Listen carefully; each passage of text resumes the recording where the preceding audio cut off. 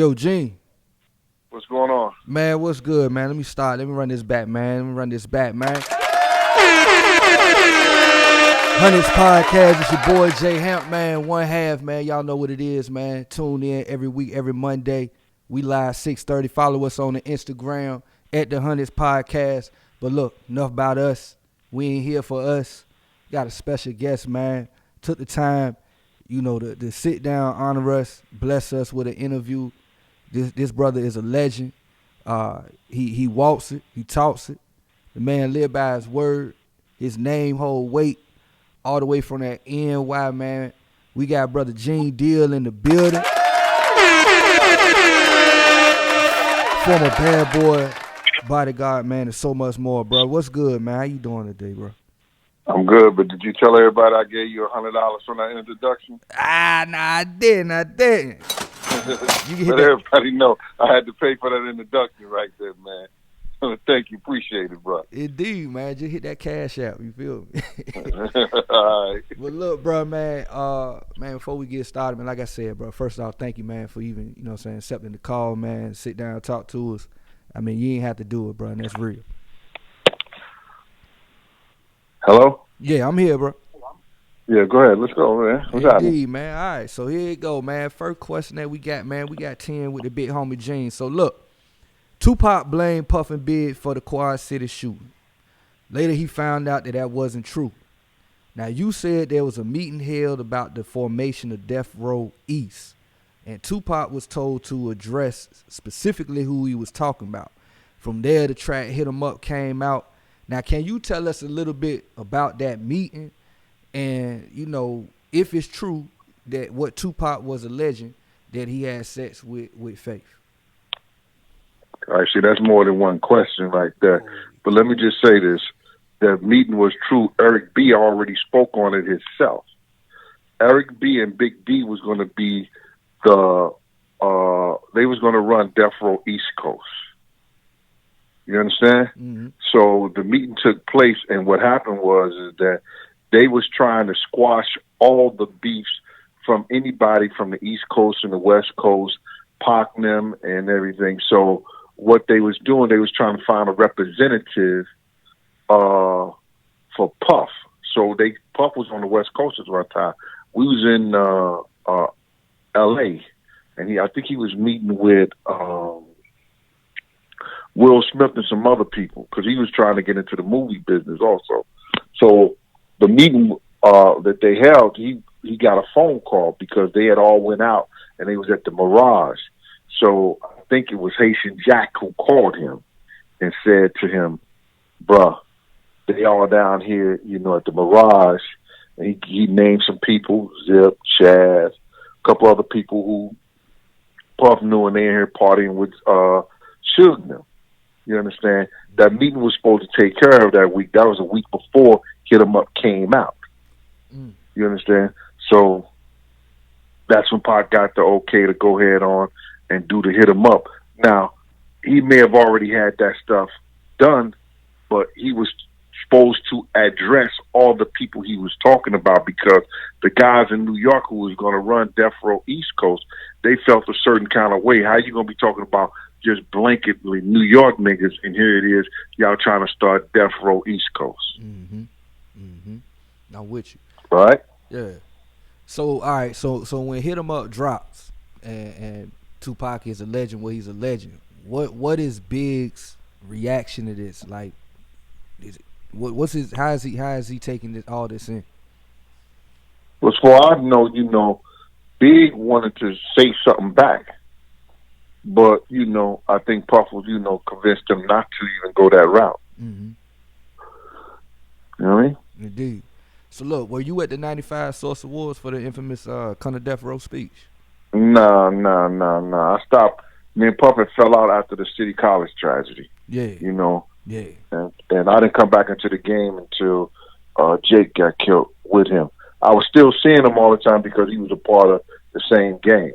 Yeah. And I was seeing him because I was running the security for Butt Naked. That's this dude named Tim Dog. He was the president of Epic Record, not Tim Dog the rapper. Right. It was a dude named Tim Dog.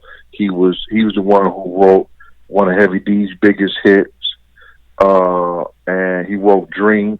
He produced, I think, Dream for Big or whatever like that. He was a producer and he was a executive. Indeed. Wolf was a part of that too, right? Yeah, Wolf was a part of Butt Naked. Butt Naked was Corey, L. Corey is Buck, and L is Lamont, and Wolf and another other cat.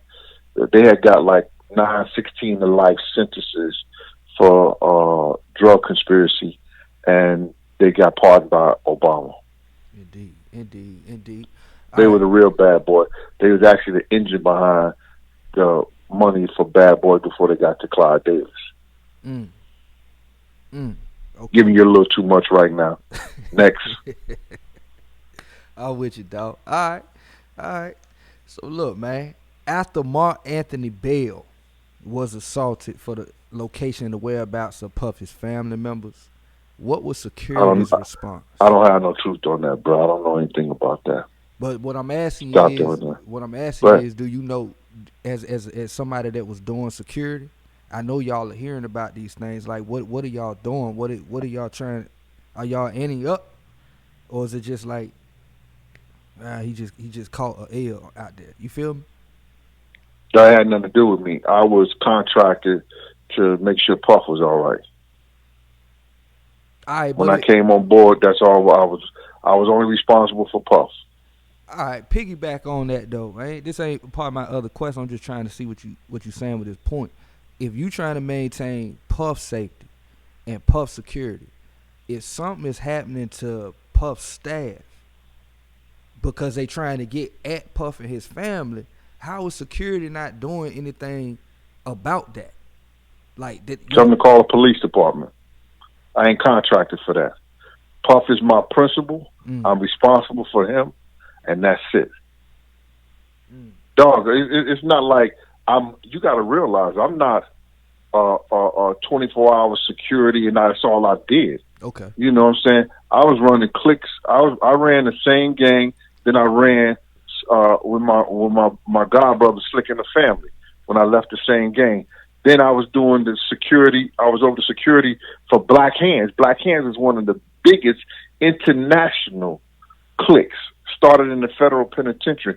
Chaz Williams, who was on American Black Gangster, I ran his security from 91 until he didn't need me no more until he passed. Still doing stuff for him up until he died. Yeah. You understand what I'm saying? So I was running his security. I was a hired entity because of the connections I had in New York City. Okay. If I work for Chaz, one of the biggest gangsters in New York City history, you understand? And you next to me, you're going to feel like ain't nothing going to happen to you. See, that's what people don't understand. Puff used stuff like that. You understand? Yeah. He knew that nobody was going to do nothing to him when they was with me because they knew I worked for Chaz. You get it? Yes, sir. But go ahead. No. So, that's not my responsibility. What happens to his staff? You call the police, you get security for your staff. If you hire me from Friday to Sunday to make sure you all right, that's what I'm supposed to do. Yeah. Indeed. Right? Indeed. I'm with you. Huh? So, like, in the last Big Night documentary, you mentioned that you had found out that Biggie was writing for Lil Kim behind Puff's back. Puff found out about this after you said it jokingly. Now, do you think that was enough to have Puff set Big up? Because the reason why I'm asking that is because some of our listeners that we put on to you, they kind of say that's what they interpret that you alleging, that Puff either set him up or allowed it to happen. See, first of all, I never said that that's when Puff found it out. Okay. You understand? Do you believe if Puff had been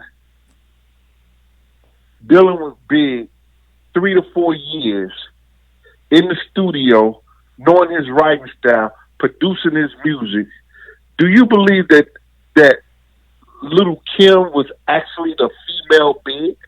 I don't. Not me. All right. So it's what Big wrote for Lil Kim and taught her how to do. That's why Puff was never in the studio with them. Do you see any kind of film where Puff was in the studio with Big, with Lil Kim, and Big when they was producing any of the Junior Mafia or Lil Kim stuff? Why do you think you don't have that? Because they didn't want him to know. They was not dealing with him like that. And Big did the okie doke on him. So now, you don't know, Puff been around the business for years.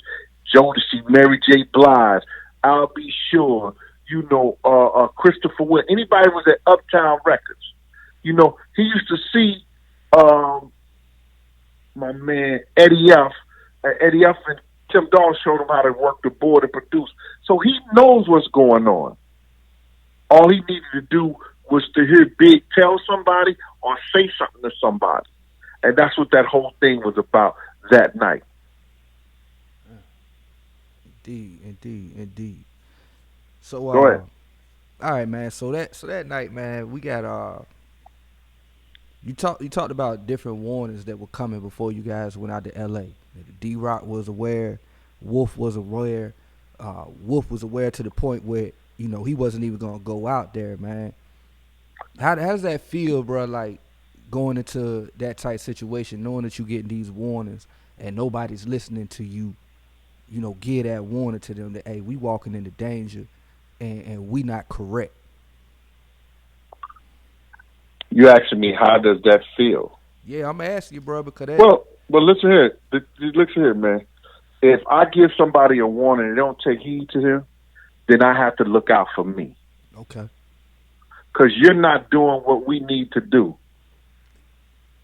I'm going to get biblically on you, bro. All right. 8 men thoroughly immersed is far greater than 80 with lukewarm enthusiasm. Got it?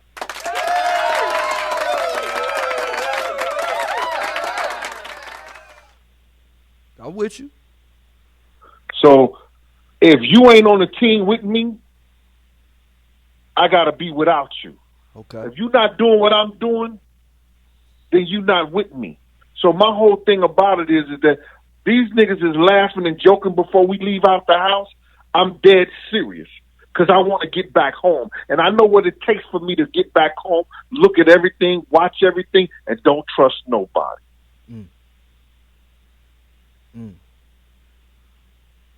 So that night, man, March 9th, 1997, around like 12:45 a.m., we all know that Notorious B.I.G. was tragically gunned down.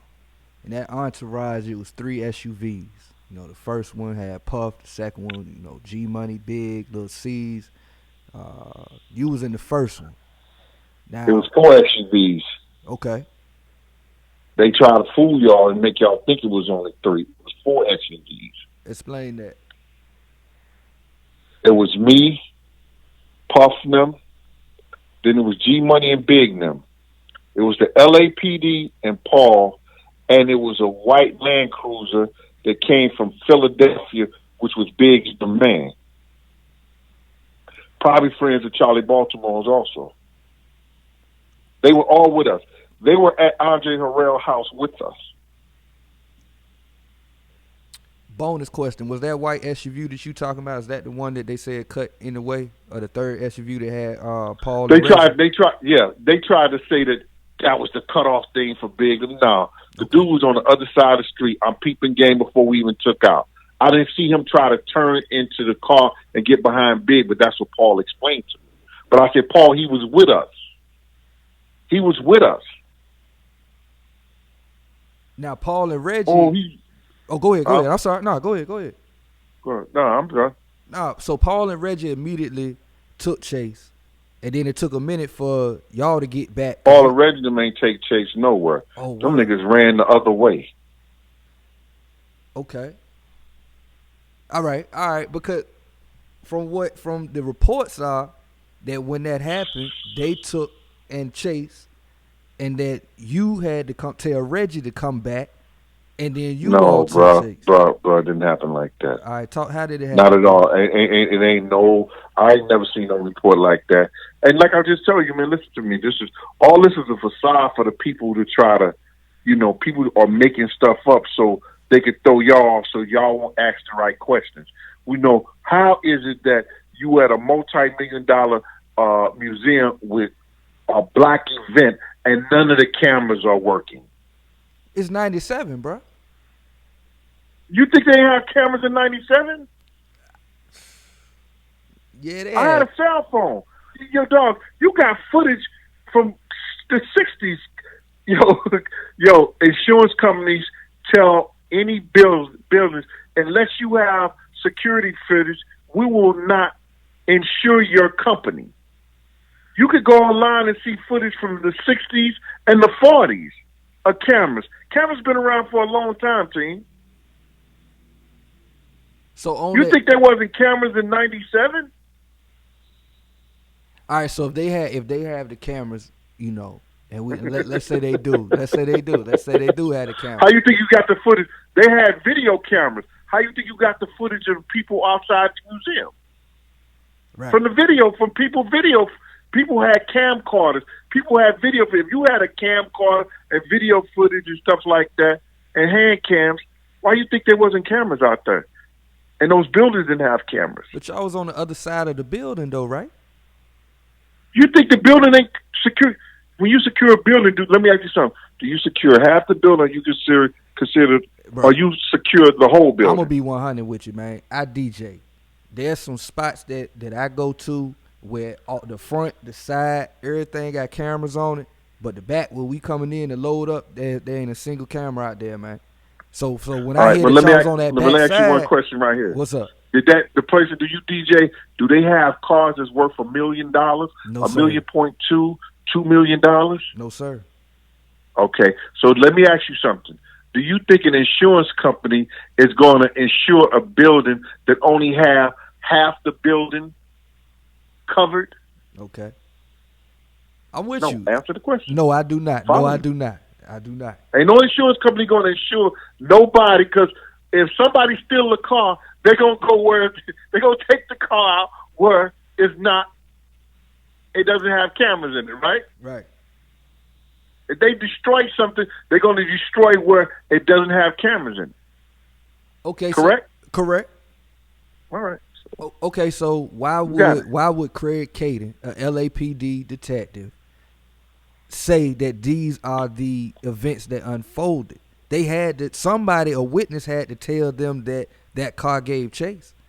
And that's why I'm asking right. you. You tell me what happened, because Me you and were there. Tone was the one who gave chase to the car in the Impala. Yeah. All right? When we drove up to Big's car, everybody had ran from Big's car. Me and Puff was right behind Big. Puff was in front of me. I'm behind Puff. Now, everybody started running back up when they see us get to the car. They start running back up. D-Rock said, "Oh, they got my man Big as Lamb sitting there in the car." Tone said, "Gene, come on." I hopped in the truck with Tone. We dressed down the street. We go down, I think it's Wilshire Boulevard, whatever boulevard, and we see the car, but it's like 2-3 blocks away. And then we flying, trying to fly up there, and then the dude turned the corner. Next thing you know, we get up there, we don't see nothing. So we goes back to the museum. Okay. Now it makes sense. That was me and Tone. So now when me and Tone gets back to the museum, I walks down where we came out at. Mm-hmm. Because usually they got somebody down there, somebody's talking or somebody's saying something, so I'm trying to see who's saying something, what's going on. I get right there by one of the pillows, the columns, and that's when I see DJ Quick, and he said what he said.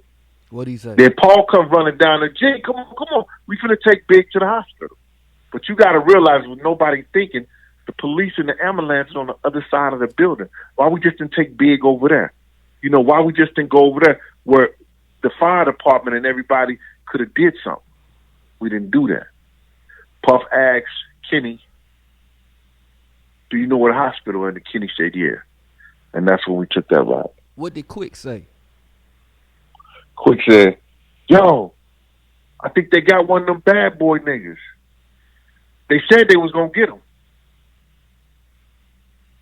All this already said this, man, in different venues. But go ahead, T. All right, man. Where we at right now? Man, we 'Cause on I we think it's on about. 8. We on 8. Go ahead. All I'm right, listening. indeed. So look, man, you initially identified one person, and this one for the haters and the objectives. You know, the objective people. This is the question from them. You initially identified one person as the shooter of Biggie, but on August 14, 2001, you identified Harry Billups, who was later found out to not be involved. Why did you change who you said was the shooter? First and foremost, I never identified anybody as being the shooter. So that's not your That's what. that's not your Listen, signature. that's what the news and everybody made y'all believe, and that's what people want to give y'all the instruction. I said the Muslim Harry Billups walked up to me and Puff first and walked in the direction where Big was killed at. Little C said it was a Muslim who shot Big. And he told Paul that. When Paul said it to me at the hospital, I said he had the blue suit, white shirt, and blue bow tie on. Paul said, yeah, Gene, how you know? I said he walked up to our car first. See, what y'all don't know is I had a lawyer with me when the LAPD, when they interviewed me. And when they showed me that picture by mistake, because they was going through pictures, and I saw the pictures, I'm being nosy. You act like you ain't looking, but you're looking. And then I said, there you go right there. It was me, Puff, and the guy with the blue suit, white shirt, blue bow tie, in the same fucking photo. I said, there you go right there. Let me see that. They had his face fuzzed up in the picture. And they said, I said, yo, listen here. This guy is the one Lil Cease was talking about. Oh, we got to do some we got to get the computer to generate a better photo. I'm clearing the picture, Puff clearing the picture, but his face is not clear. Now, if you take photography 101, you know you could phase out anybody's face and have everything else like in the picture looking clear by just taking a picture. When you're doing a photo, you take a pencil and just shake it, and it'll mess up the face. I know what they had did. They didn't want me to see it, the face. So now they telling me they gonna come back. Now, Greg Caton wasn't even involved into this stuff, y'all. This is what y'all don't understand is Greg Caton wasn't even involved in this case till 10 years later. So now, if I had to pick somebody, or if I had said anything regarding that, why not come and ask me, did you do that? So for all your viewers and everybody who said Gene changed his mind, I never changed my mind. I said Amir Muhammad was the one who walked up to me and Puff's car. I put him at the scene. FBI said he was there. Why you don't explain why he was there? Or what he was doing there? Or he was coming to the vibe party like everybody else. All right. All right. So I'm listening. You stated that you know the true killer, you know the identity of Big. You know, you know we that go person. again. Hold on. I told you I put him at the scene. No, I'm not saying him. I'm saying, but you stated that you know who actually did the hit, right? Huh? You stated that you know who did the hit on Big. I said that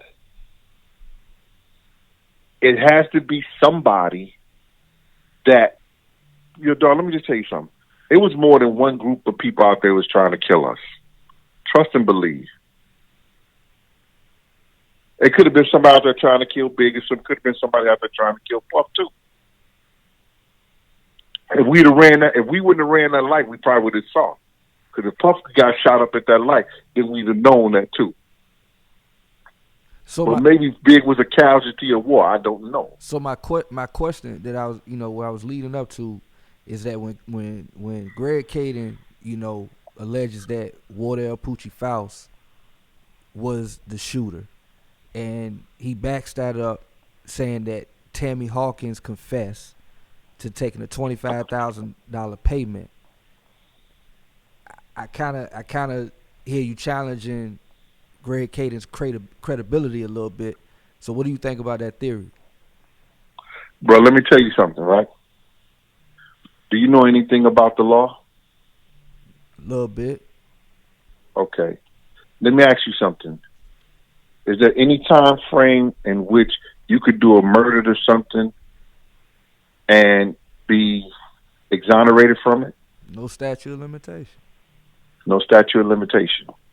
Now, if Tammy says Suge Knight gave her $25,000 to give to Poochie, all these people are dead. You know, Poochie's dead. Yeah. He's a great candidate, Yeah. you know, to pick. You understand? If he gave her $25,000 and he did that murder, who's responsible for that murder? She would be a co-conspirator, but she might be given A co-conspirator with who? With allegedly with Suge. Okay, if that was the case, and if that was true, why did nobody bring that up? And LAPD own district attorney's office would not accept that as viable and credited enough to take Suge to court on it. Well, when that information came out, it wasn't about investigating Suge. It was about getting from under a $400 million lawsuit. So here's the evidence to get from under that. So now, if they're gonna do anything to get up from under a $400 million lawsuit, why wouldn't they have somebody make something up? If you already say you're gonna be exonerated for any wrongdoings or anything, all we need you to do is to agree with this. Why is Keefe D coming out saying now that, they just told me to painted the pictures, just told me to say yes, and they're gonna stop 45 of my niggas from going to jail. I'm gonna keep my house. I'm gonna keep my money. Wouldn't you do the same? Man, I'm gonna be real with you, man. From people I talked to from Compton, that was around in that area, people that we interviewed, there ain't no question in my mind that Baby Lane took out Pop. There's no question in my mind. I don't see no conspiracy in your mind or nothing. In your mind, listen to me, bro. Let me just say something to you. When you do an investigation, and I've done investigations for 27 years, you understand? They try to say I'm a correctional. I'm a New York State parole officer. In New York State parole officer, we was trained by the New York City Police Department, and we was trained by the DEA. You understand? Yeah. We had federal and state police training, federal training, and New York City training when I came in. And let me just tell you something. You always listen to the first statements that were made.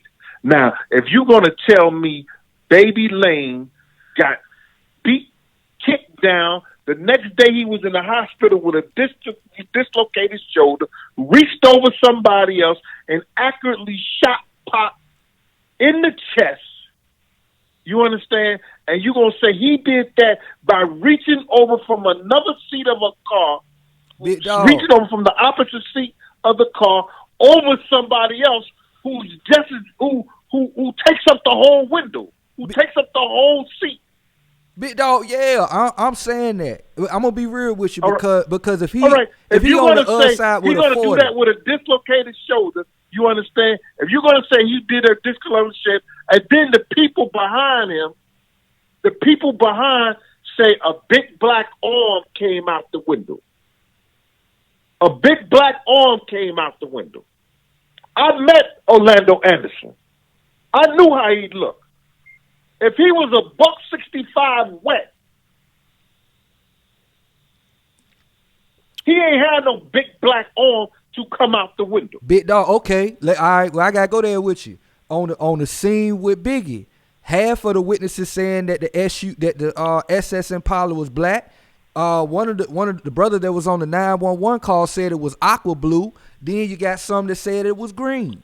So it But was bruh, nighttime. But what I'm it's saying dark. is nighttime. It's dark Right, outside. it's dark. So Blue, if it's black, dark, and green look the same. okay, so you telling me that a black At man's night, skin under certain light is conditions? hitting it. So you telling me with a black man's skin under certain conditions, that's not may not We look a talk little about darker? skin and we talk about metal, bro. Bruh, come you on. understand? You talk about skin and you talking about metal. It's a dark color car. I can't It's rock a with you on dark that. color car. Somebody might say blue. Somebody might say green. Somebody might say black. It's a dark color car. So you telling me you can't shoot with your left? I'm left-handed. I'm great with it. So you can't shoot with your right?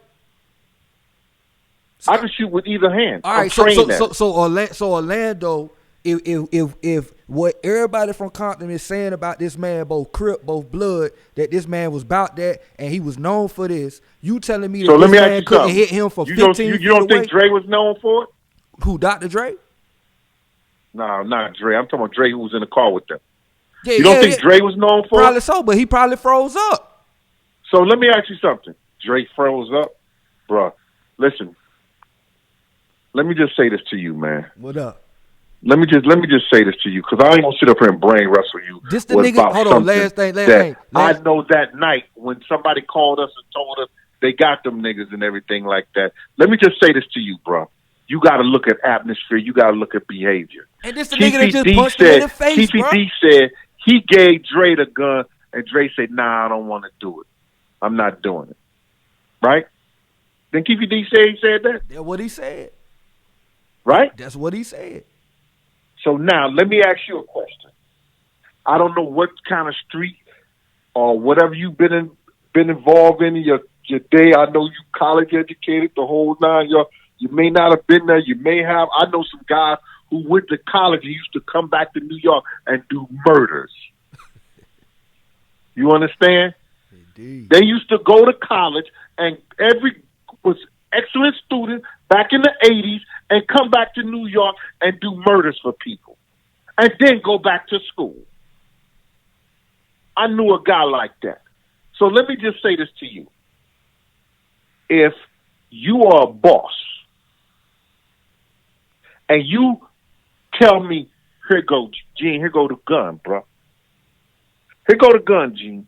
When we run up into the nigga, I ain't got to say nothing because I know you a shooter. If I'm a shot caller and I'm making millions of dollars at the time and I give you the gun and you tell me, nah, I don't want to do that. I ain't getting involved in that. And you my shooter because I gave you the gun. What are you going to do to me that day? What are you going to say to me that day? That's if he's a shooter. So we saying all gang members are shooters? I'm not saying. He know Dre is a shooter. No, he don't know that. Dre was sitting on the side. Orlando had to reach over him, dog. They had already met before they even left the fucking place. What are you talking about? You going about this old theatrical shit. They trying to make you believe something. Big dog, I talk to people that know Orlando. We got interviews with, I'm telling you, bro. Okay. I'm not, all right, well, I'm listening to you. You tell me. Well, if you talk to people that know Orlando and you got that, what are you asking me the question for? Bro, because I want your perspective. I'm trying to tell you if Chiefy D gave Orlando the gun, I mean, if he gave Dre the gun and Dre told him, man, I'm not doing that, and they gave him the gun before they even left before they even left where they was the liquor store, the parking lot, or whatever they was meeting up at, he gave them the gun before then. You think Dre gonna be able to ride with them? Okay. Dre gonna stay his ass right where he at, because we about to go do something, and you can't go. You say you don't want to take the gun, and then you ain't going back to the motherfucking block or nothing. But that's after, big dog. That's what I'm trying to say. That's after. They not finna iron all that out in the situation where they got the person they trying to hit right next to them. Man, this dude just punched him in the face, bro. Bro, what are you talking about? They wasn't in with Orlando. What? They was all together. That's what I'm saying. They was all together. And then when they talked to my people knew was right there. They were saying, yo, you need this, you need that, whatever. Whoop-de-whoop. They did whatever they had to do. And they say what? When they got to Atlanta, when he gave Dre the gun, Dre took the gun. Dre ain't say, nah, I don't want that. I'm not going to take it. Because if Dre would have said that, he wouldn't have got back in that car with them before they left. So you're saying that when Keefy D said that he gave him the gun in the car, that's theatrical. No, and he he didn't really give Dre gave the gun in the car. Okay. He didn't get Dre them the gun in the car. He gave Dre the gun outside the car when they was getting together, before they was getting ready to ride. So Dre killed Pop. Whoever was in that back seat with the big black arm killed him.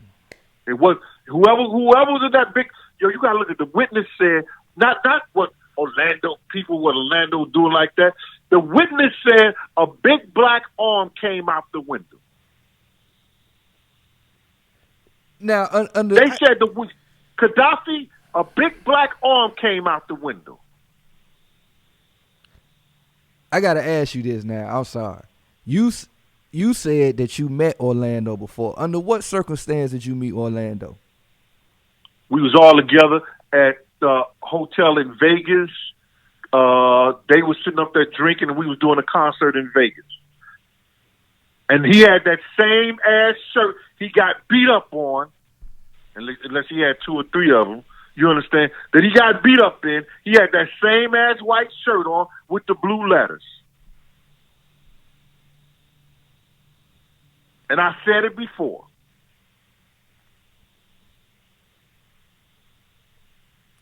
I just can't see, man. I'm with you, but listen, man. I'm gonna just say this, and then I'm gonna let it go. I'm not here to brain wrestle with you.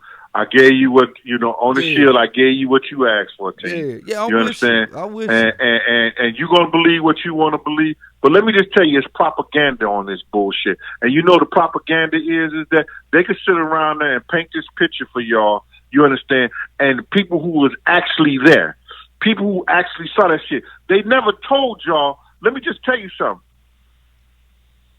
They never told y'all it was more than one car with them, and somebody was witnessing the shit as it was going down. They was together. They had a convoy. It wasn't only just that one white car. That white car seen them niggas and pulled off from the other people that was in the other car and said, "There go them niggas right there, man."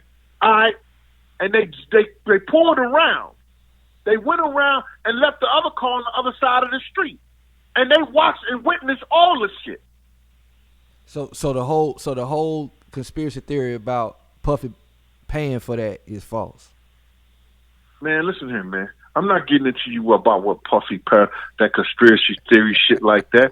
All I know is that some shit went down, and when I get ready to tell the other part of it what went down, I'm gonna let the people decide. They can go back and look at what they need to look at, and they can go back and ask the people they need to ask, why did this person get this, and why did that person get that? Because at the time, bro, we didn't know. At the time, we didn't know. Indeed, man. So look, man, tell the people how they can catch up with you, man. What you got coming up next? What's up? Well, I was going to do a little joint about the City College thing, about the night of City College, because I think that's something that's historical, where 9 kids lost their life and nobody even talks about it or revisit it at City College as a function. With P. Diddy, Heavy D, and Jessica Rosenbaum.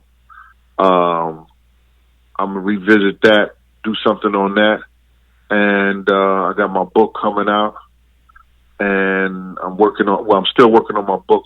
So I'm trying to give people all the information. You could go to the Gene Deal show. I'm doing some. I just do it when I feel like it, man. So I try to put in something at least 3 times a month to keep the people abreast until everything goes on.